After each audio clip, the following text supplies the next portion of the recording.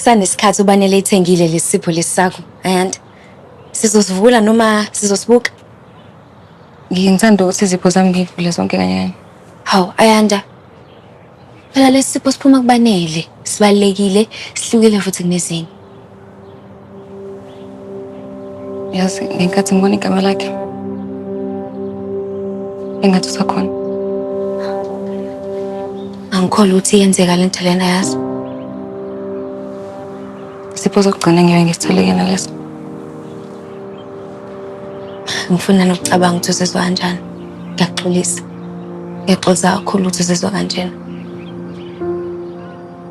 Kodwa-ke, usuku lakho alikokupheli.